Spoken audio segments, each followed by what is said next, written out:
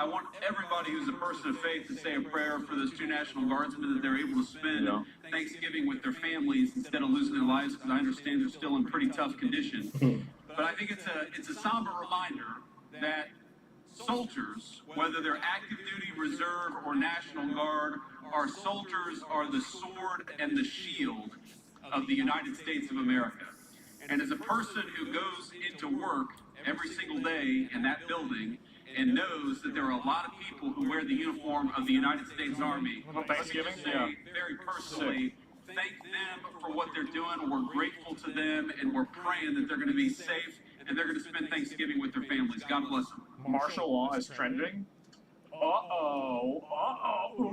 What's this? Martial law. Declare martial law in this country, shut it down and clean it up. This is it. Funny how Redditors hate martial law, but bestow their own kind of martial law in the form of Occupy protests by blocking daily life.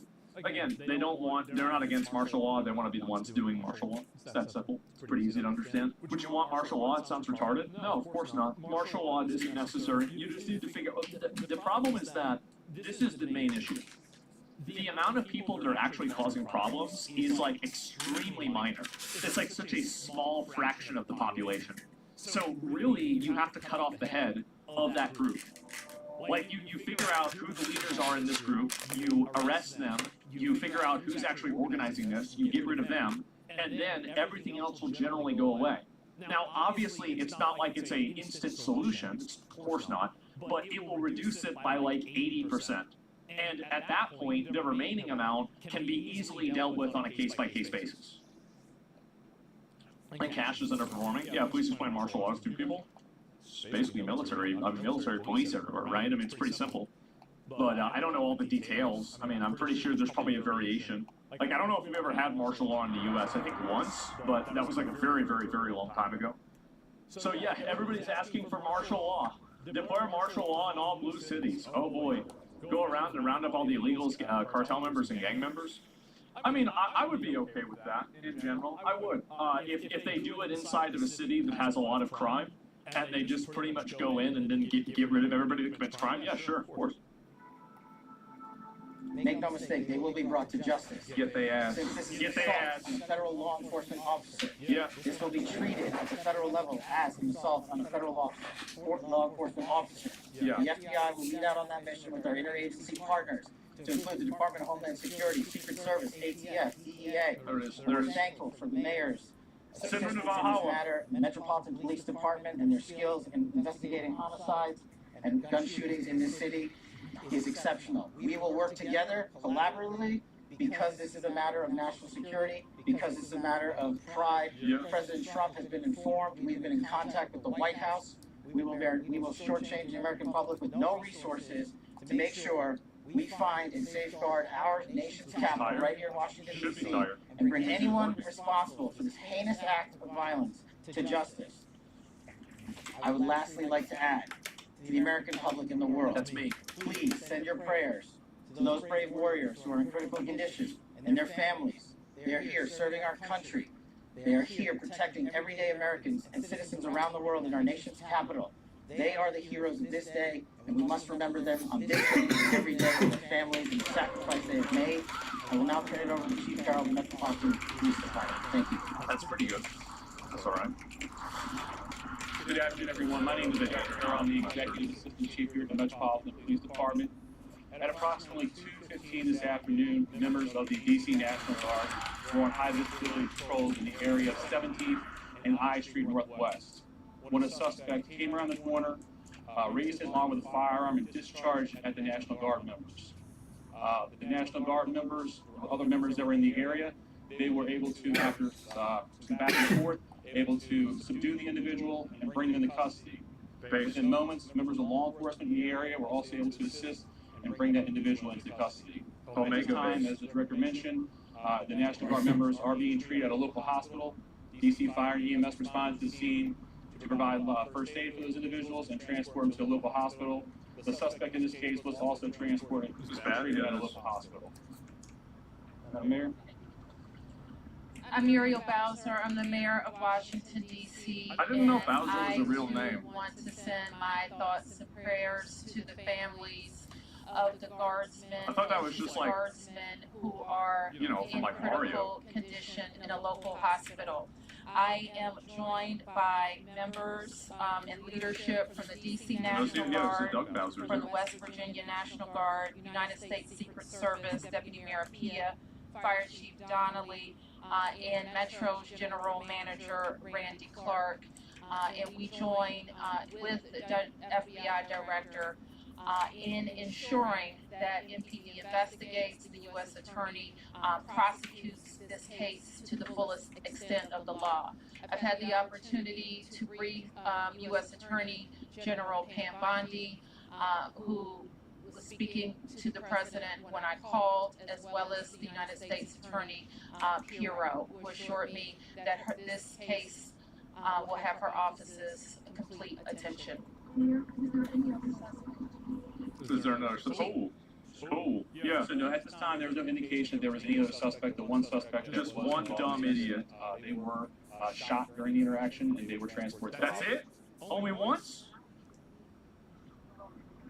Does this validate the need? What It's we just a know, crazy Andrew, is retard. that this is a targeted shooting. One Oh. individual Oh. who appeared to target these guardsmen, that individual has been taken into custody. Can you tell us more details on the condition of the two National Guards? Yeah, that's a good question. Anyone else was injured?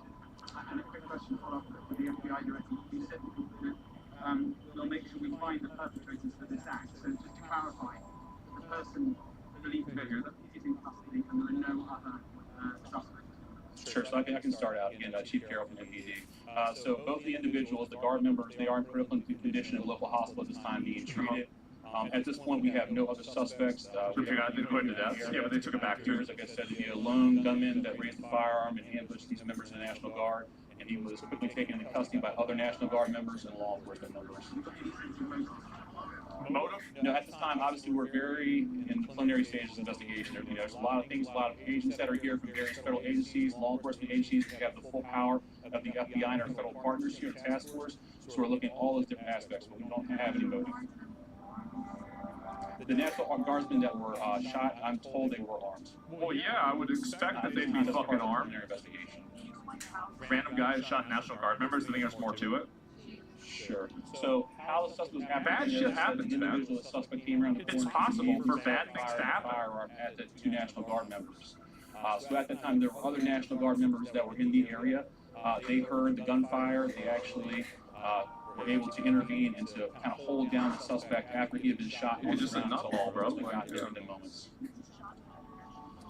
At this point, we're still investigating exactly who shot the individual. It's not clear at this time. Damn, so it could have just been a random guy that saw him and just popped him off. We don't know what kind of weapon. There was DC police. It happened right in front of the Metro, although there is no indication that the perpetrator was on the Metro. So there's Metro Transit Police in the area, and obviously being on 17th Street by the White House, uniformed Division of Secret Service. Chief's more position of Aaron Fidel's one.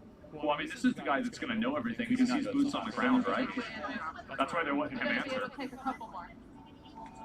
Yeah, I think it makes sense this guy knows the most. That's his job.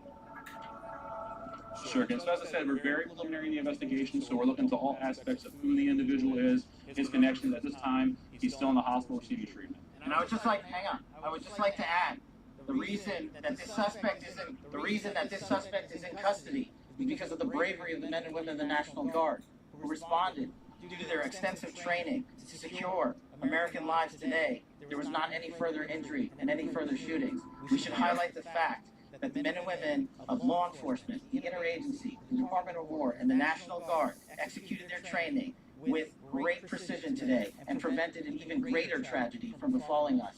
These National Guardsmen are heroes, and we must pray for their safety and their speedy recovery. And as the chief said, we are in the preliminary stages of this investigation. We will run down every single lead, every piece. Are they trans This is or the not? power of the U.S. government at its best, at the state, local. Are they a and federal level. Muslim? That is why this interagency group is standing behind Come us on. to ensure America and the world that we will continue to keep D.C. safe. And thankfully, we have Metropolitan Police Department, the National Guardsmen, and federal furry? agents, and the Department of Justice and Attorney General willing to prosecute the mission to keep Americans safe. And President Trump has rightly stated that this heinous act will be investigated, and he has thanked the Yeah, National obviously. Guardsmen and women and the men and women of law enforcement. Great. why did the West Virginia governor say they would Jesus Christ, what do you think have the families been notified? Fucking obviously. What a dumbass question. MSNBC is already defending the gunman?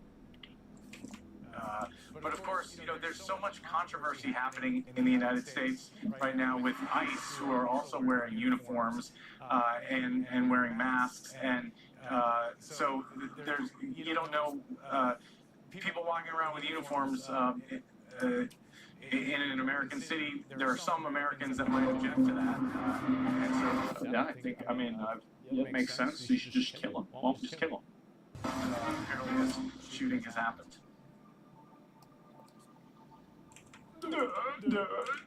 Right now with ICE, who are also wearing uniforms and wearing masks, and so there's, you don't know, people walking around with uniforms in an American city. There are some Americans that might object to that. Yeah. And so apparently this shooting has happened. That's crazy. This is crazy to say that. Yeah, wow. And it's Kingpin? Yeah, I guess so. Uniforms are death sentences? Yeah, I mean, I didn't know this is quite, these people are fucking insane to defend the shooting uniforms. To be fair, like, to give him the benefit of the doubt, maybe he's not doing that, he's just explaining why it might have happened. But it certainly doesn't come off very well. A few days ago, 6 Democrats claimed President Trump was issuing unlawful orders to the military and the troops must resist. Now 2 National Guard members were targeted. I think that's basically it too. And I think also this is the kind of stuff, like, this is the problem with, like, the language that people like that use, is that they create a permission structure for being violent. That's kind of what happens, is that, you know, basically you don't have people that are always advocating directly for violence, but you do have some people that are advocating for a permission structure that enables violence on, like, step 3 or step 4, but not necessarily on step 1. So yeah, I don't think reminding soldiers to follow their oath contributes to violence. I do. I think that you're being intellectually dishonest. I think that a lot of the people that are in that video, these are people that are enabled by mainstream media, and mainstream media and a lot of these politicians have continuously, repeatedly said that it's a constitutional crisis. It is a, you know, we're losing our democracy. Trump is becoming a dictator. Like, we all know this has happened. So you can't go and basically say, this guy is doing things that's illegal. This guy is doing things that's illegal. This guy is doing things that are illegal. This guy is doing things that are illegal. And then you say, don't listen to guys that are doing things that are illegal. And then and somebody says, oh, you're saying not to listen to the president. They say, oh no, that's not what we're saying. Yeah, it is. Yeah, it is. It's obviously what you're saying. And I think this is the problem, is that this dishonesty should not even be taken seriously at all. It should not be taken seriously at all. It shouldn't be reasoned with even in any extent. Yeah, we can say it, but if it happened, we hope it happens. Yeah, yes, exactly. They've been doing it for 10 years now. If you don't know what's happening, you're a retard. Well, they're lying. And so it's weasel word bullshit. Yeah, exactly. So basically, it's the same as, this is the reason why people get defensive whenever, you know, there's like all this language of killing Nazis and, you know, killing, you know, like these different groups of people. Is that, or killing races, for example, or anything. I think Nazis is probably the best example. Is that you can't go and, like, be part of a community that calls people Nazis, like, oh, you're a Nazi, you're a Nazi, you're a Nazi, you're a Nazi, you're a Nazi, you're a Nazi, and then also say to kill Nazis, and then people say, hey, wait a minute, why are you saying that? And then they go, oh, well, what do you mean? You want to defend Nazis? Well, no, but the problem is, like, whenever you make your entire online personality, you know, basically advocating violence for certain groups of people who you disagree with, but then you also call their certain people as part of those groups, you are advocating for violence against those people indirectly. You absolutely are. And that's what I think happens, is that many of the cases is that people attach these labels to individuals, and then later on, they will say what should happen to the people that are given these labels. So whether it's a racist, whether it's a homophobe, or whether it's a transphobe, like punch transphobes, punch homophobes. And by the way, being transphobic is thinking that, you know, men and women have biological differences. This is the problem, right? And so this is the dissonance that's created, is that it's basically 2 pieces of a puzzle that come together that creates a permission structure for violence against people that they disagree with. So each of the pieces is not problematic in itself, but the problem is that you're putting both of them forward inside of an ideology that you want people to believe. That's the big issue. Yeah, it's enabling. Yes, exactly. They used to say punch Nazis while they call everybody else a Nazis. Exactly, yes. So it's a big problem whenever you're saying punch Nazis and you're calling everybody a Nazi. Because you're basically saying you should punch everybody.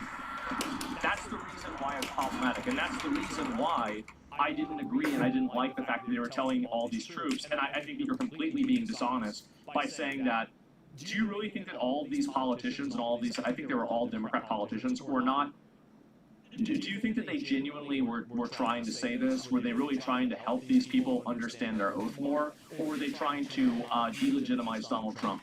It's pretty obvious. Why Denmark is suddenly declaring war on immigration. This is Denmark, a country of just over 6 No shit, million yeah. people. Finally got It's been exposed. famous for being one of the happiest places on earth. Yeah, wow. Universal healthcare, free education, Wow. a society built on trust. This is the reason, by the way, you can't accept a bunch of immigrants, is because the people are going to come in there and they're not going to have these values. They're going to change everything, and they're going to be a drain on all these systems. Systems like this work only work in extremely high trust societies that are generally homogenous. Quality. But recently, something changed. In 2021, Denmark's prime minister stood in front of Parliament and said something that shocked the world. We can't promise zero asylum seekers, but we can set that vision and do what we can to implement it. Yes. Not fewer Thank God. refugees, not stricter limits. Yes. Zero. A Zero. Absolutely zero. asylum seekers. Period. And she meant it. Denmark passed a law to ship asylum seekers to Rwanda. Well, what are you going to do with them? We're going to send them to Africa. There you go. I love it.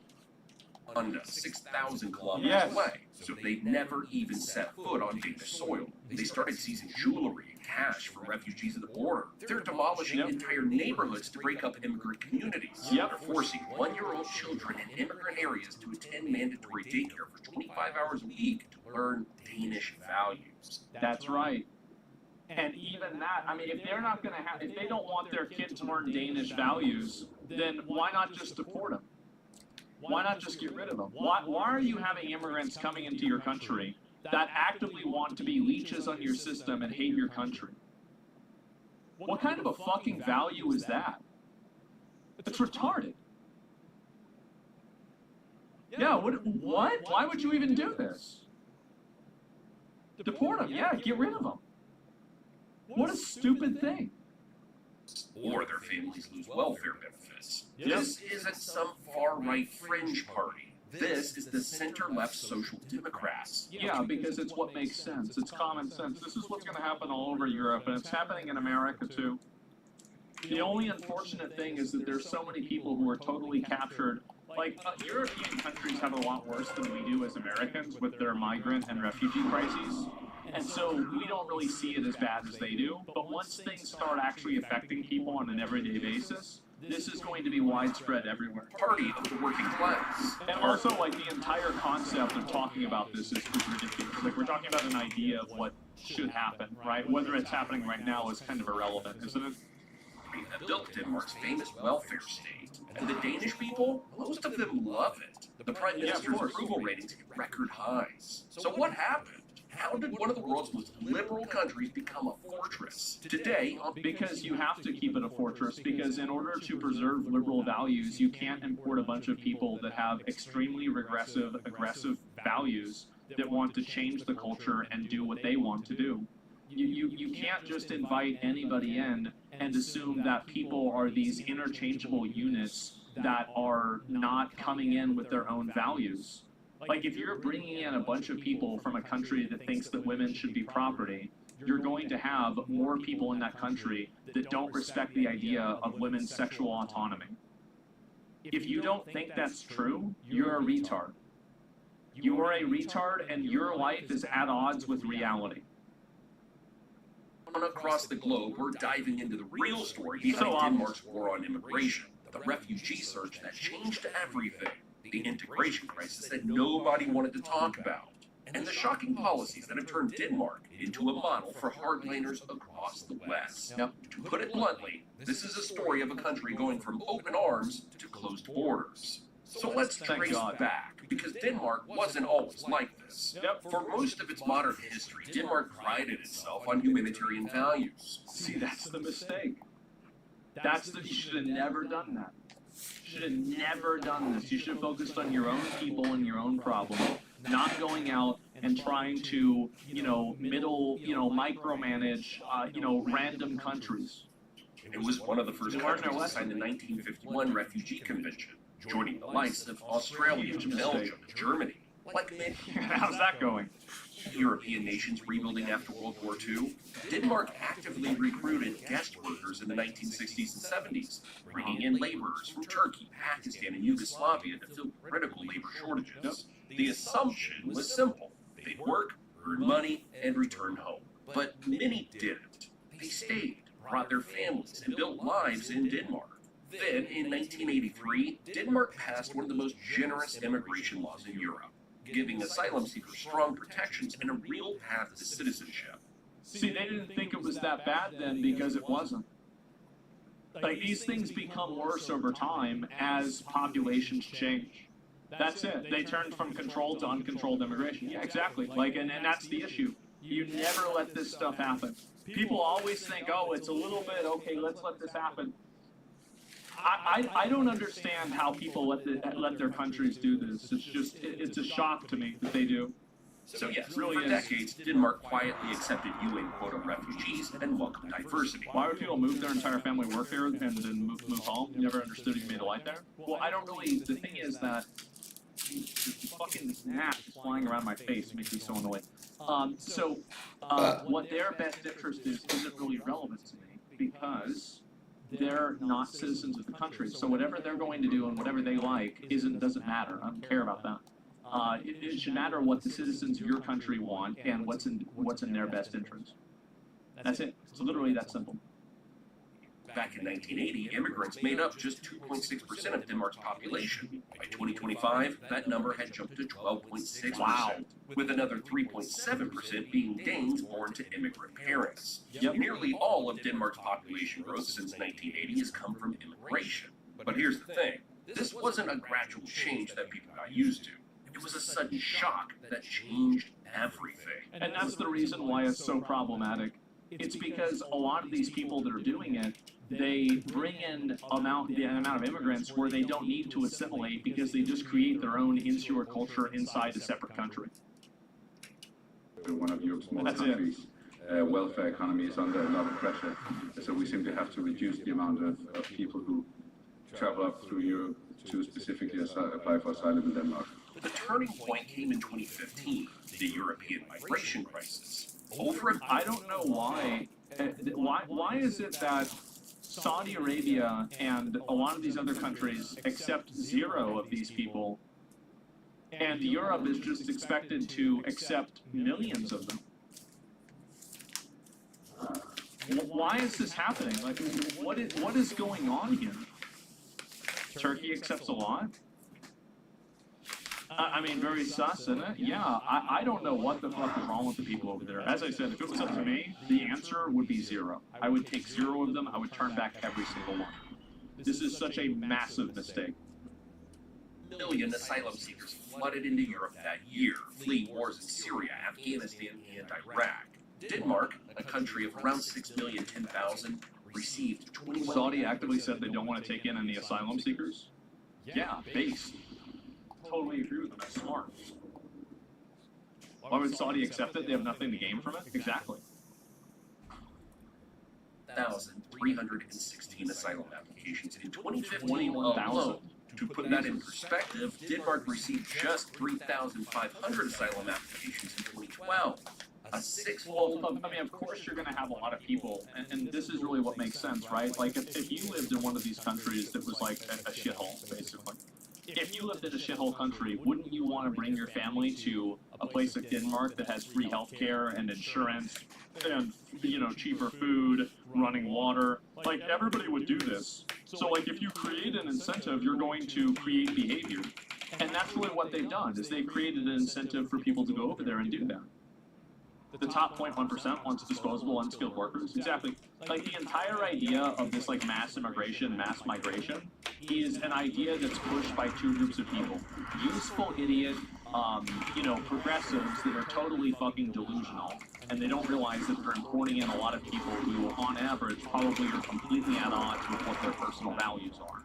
That's number one. And the other group of people, which is ironic because all of these progressives hate these billionaires, is that they're advocating for policies that benefit billionaires. What do you think the benefit is for the average citizen to have a bunch of random migrants in their country? Well, there is no benefit, but if you're a business owner and you can monopolize and take advantage of their labor, well then now we're talking. Now we're making money. That's it. And so those are the people that really win. It's ironic that, like, you have all these, like, progressive people and these, like, super empathetic, suicidal empathy people that are trying to just import infinity immigrants and infinity refugees into their country. But at the same time, they're against the exact people who are the ones that are benefiting from these refugees the most. Increase in 3 years. That's the one thing they agree on. Entire history. And the problem was, Denmark wasn't prepared. The system was truly overwhelmed. Small towns suddenly had refugee centers pop up overnight. The government quietly allowed thousands of migrants to transit through to Sweden, which had more generous policies at the time. But the ones who stayed, many came with limited education and no Danish language skills. Of course, they're going to be fucking useless. Yeah, obviously. So you bring in a bunch of useless people, can't speak the fucking language, they're not edgy, don't know anything. And oh wow, this is not good for the economy, I can't believe it. What a shock. Unlike the structured guest worker program in the past, there was no integration plan at this scale. They created a problem Denmark... Why does there have to be a benefit? It's humanity? Well, I completely disagree, and I don't think that we should accept immigrants. I can completely understand people wanting to help.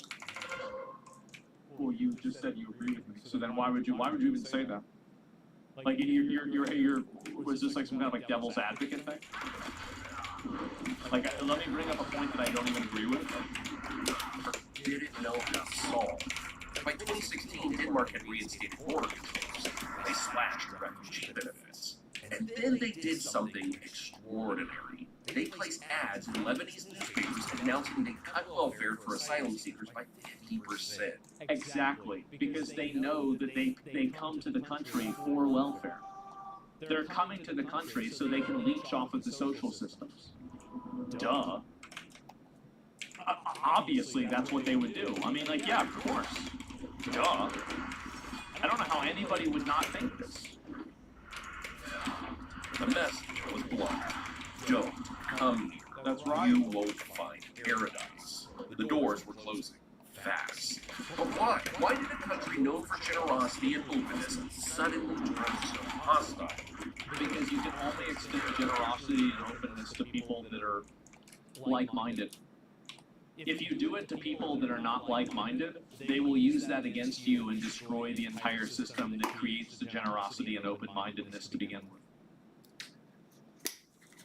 The truth is, Denmark had been struggling with immigration for years. They just hadn't been talking about it publicly. And when they finally did, the statistics were shocking. Denmark had accepted immigrants, mostly from the Middle East, North Africa, and Somalia, for decades. Yep. But integration wasn't working. Ethnic enclaves formed in Danish cities, communities where Danish wasn't the main language, where unemployment was high, education levels were low. Love it. Wow, this is making everything better. UAE is 85% immigrants, one of the safest countries in the world. The government wanted to control the situation, they would. Well, having immigrants come in through like a system is very different than just letting people in wholesale because they say they're refugees.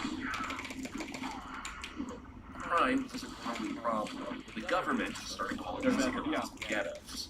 Not as an insult, but an official designation. If a neighborhood had more than 50% non-Western immigrants and scored poorly on employment, education, and crime, it got labeled a ghetto. By 2018, Danish politicians were openly saying these immigrant districts were a threat to national unity. The government obviously. Like, how How did people not see this ahead of time? How did you think that importing in a bunch of random people from third world countries, or even developing countries, that don't speak your language and have no education is going to be a positive for your country? How could you possibly believe this? Plan was titled A Denmark Without Parallel Yeah. Societies, No Ghettos by 2030, explicitly framing these neighborhoods as threats to social cohesion and the welfare state. 100%. Prime Minister at the time, Because the people that are in there, they're not contributing to the system in the same way. Like, I mean, they can't even speak the language. Loki Rasmussen stated in his 2018 New Year's speech that ghettos could reach out their tentacles onto the We didn't street. import them. They came walking in with hundreds of thousands due to war and hunger. They told them to turn around. Go back. By spreading violence, and that cracks have appeared on the map of Denmark. And the numbers backed up what he was saying. Immigrants made up about 14% of Denmark's population, but they accounted for 29% of violent crime convictions. That's more than double their share of the population. Wow, what a surprise. Who could have guessed? Then there was Big calls. shocker there. In 2018, Denmark's Ministry of Finance released a bombshell report. Immigrants from non-Western countries and their children cost Denmark a net 31 billion kroner. Duh. Holy shit, obviously. It's probably way more. And yeah, that's the stuff that you know about. That's the stuff that's obvious.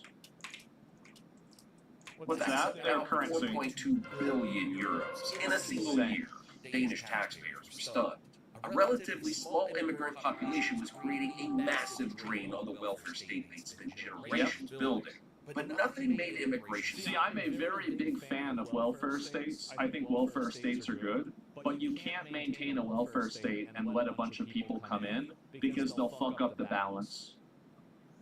Like, I'm a favor of universal basic income, universal, free childcare, etc.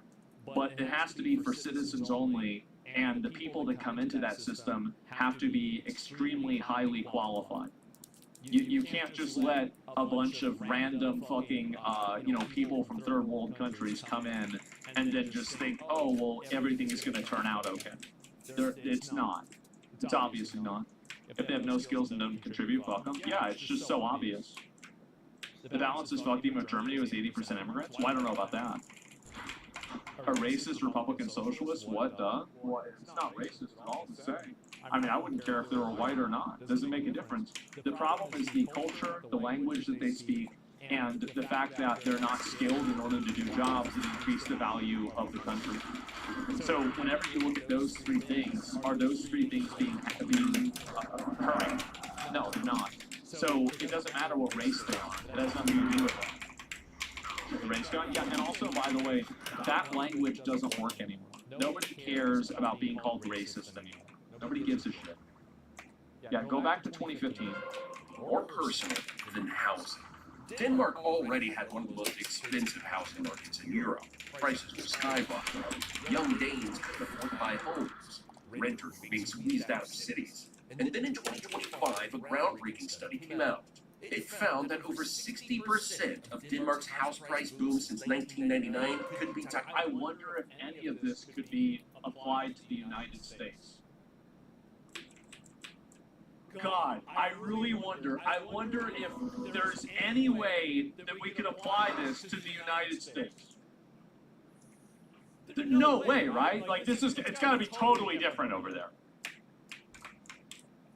Directly attributed to immigration-driven population growth. Not on the same scale. It's probably not as bad. No. More than half of the housing crisis blamed on immigration. The study showed that in areas where the immigrant population grew by just 1% over 5 years, home prices jumped 11% and rents rose 6%.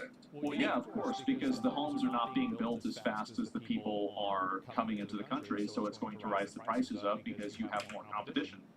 This is basic economics. Anybody could expect this to happen. Native Danes started moving out of immigrant-heavy neighborhoods, what researchers called white flight, which only spread the housing crunch to other areas.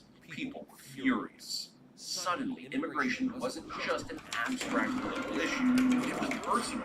It was affecting where people live. See, this is what's going to have to happen in America for people to take this seriously, and other countries in Europe, is that once people start actually experiencing the effects of this stuff themselves, and they start feeling the pressure of it themselves, then you'll finally start seeing them taking it seriously.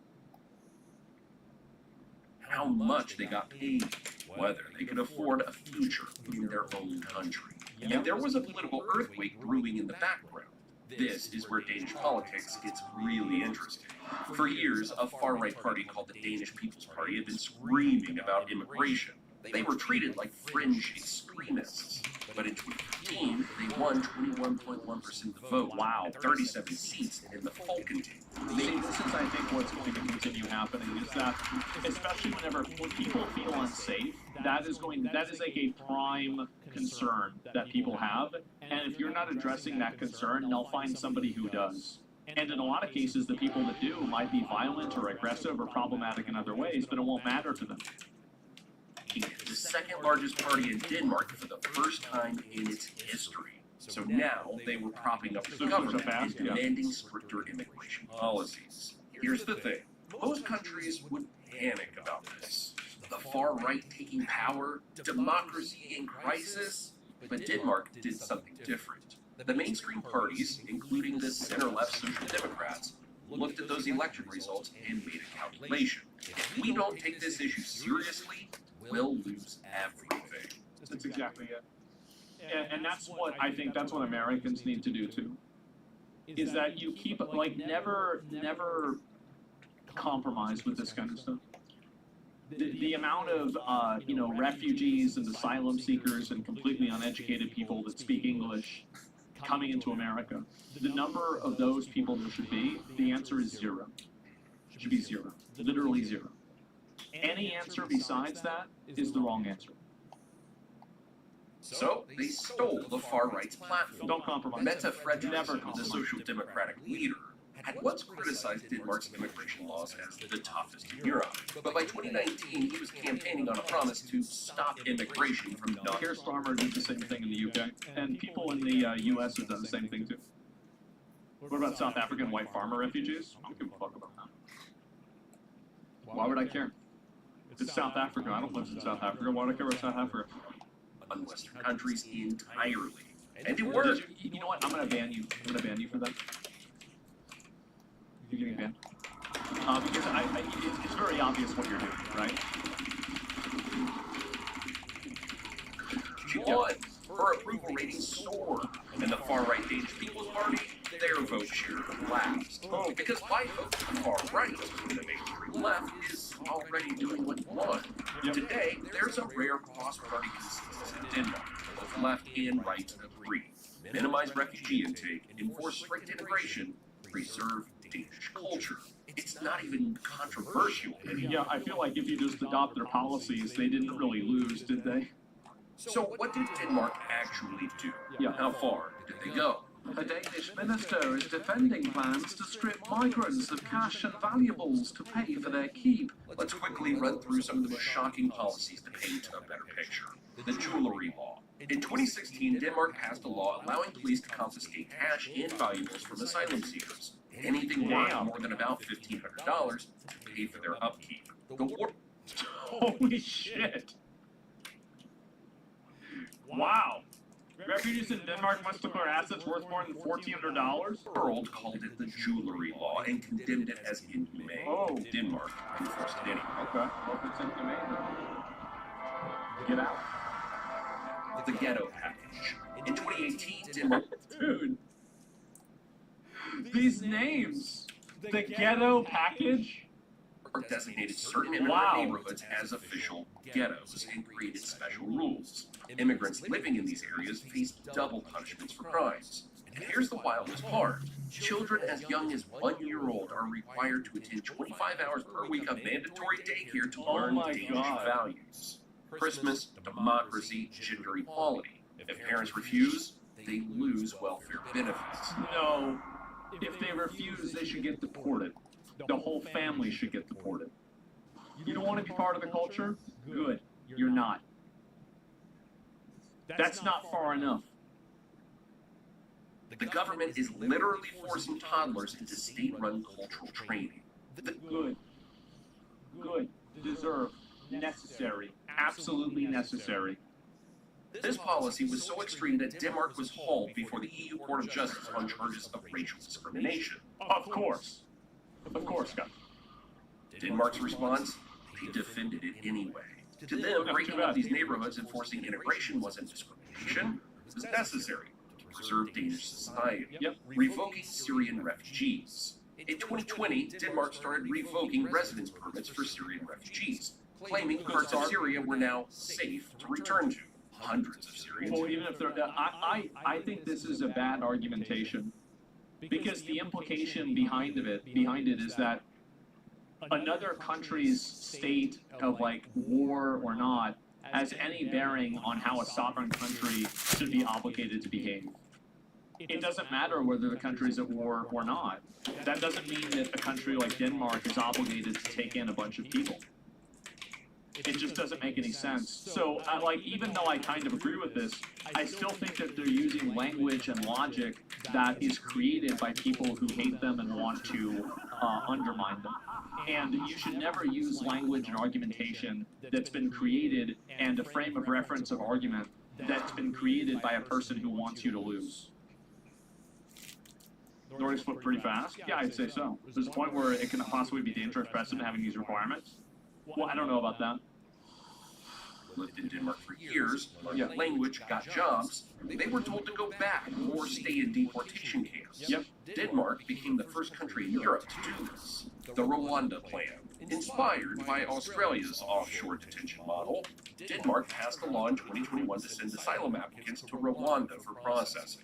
Not temporary detention, permanent processing.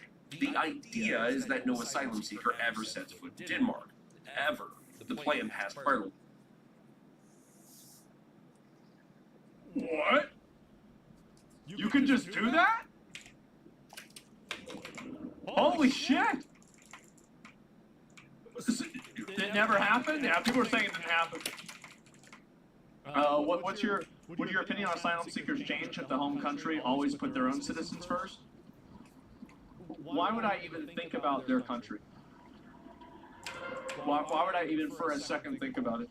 There's no bearing on the decision-making of the government. 70 to 24.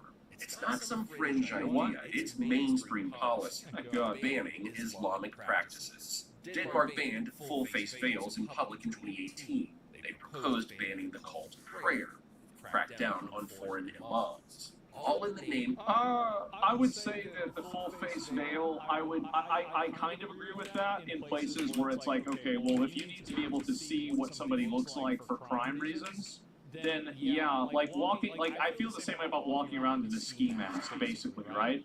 So like if you have people that are walking around into stores with a ski mask, I would, as a store owner, not want those people to come into my store. So, under the same logic, I would feel the same way about people that wear veils also. So, like, it's not really about whether it's religious or not, or whether it's Islamic or not. It's about the fact that it obscures your face, and it makes it harder for people to identify you. Kind of bullshit. Shouldn't make sense for religion. Well, religion. Why would I care about somebody's religion? If your religion says that you're going to break the law, then too bad. I guess you can't practice your religion. Like, the law overrules religion every time. It's not even, what are you talking about? It's common sense. And so, but masks are fine. I would say, like, masks definitely obscure less of your face than something like a full face mask, right? I mean, if we're really going to say that like a surgical mask is the same thing as something that covers everything except for your eyes. I mean, like, what are we doing here? And also, maybe masks are a problem. But like, I think that it's very obvious. A very obvious thing is that something that covers all of your face is an issue, right? That's number one.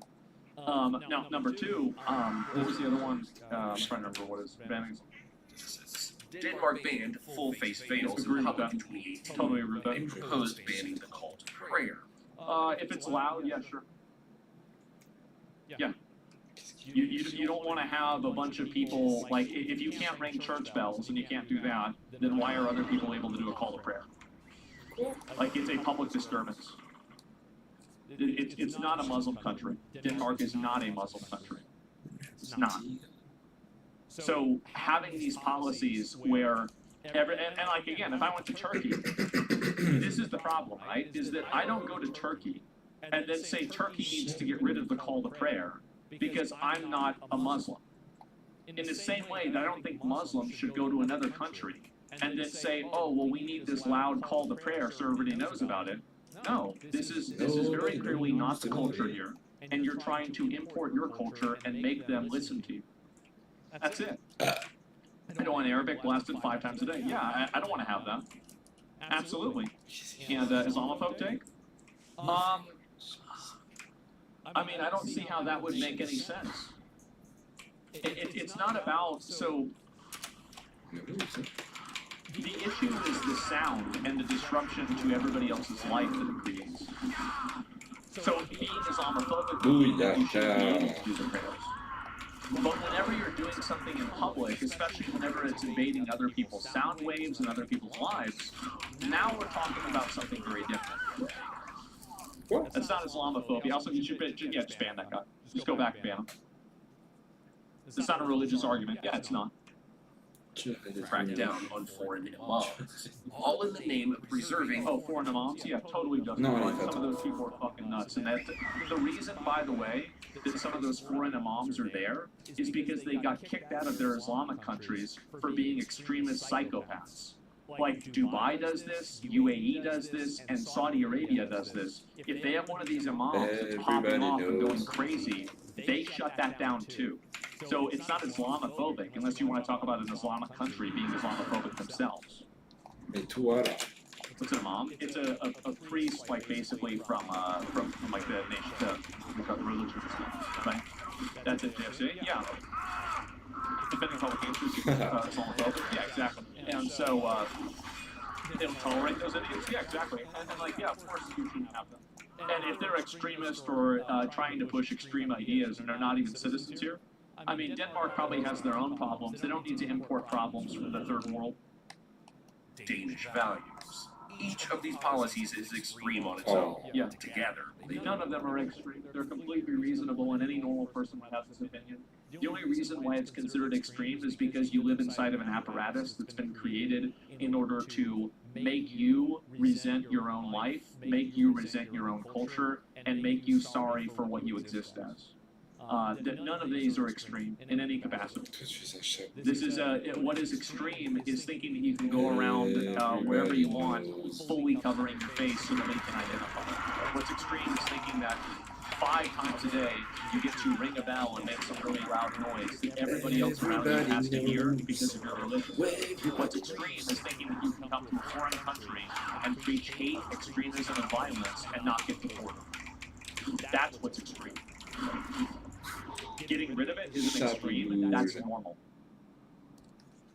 paint a clear picture. Denmark is making itself as unwelcoming as possible. The message to asylum seekers is simple: don't come. Do not come!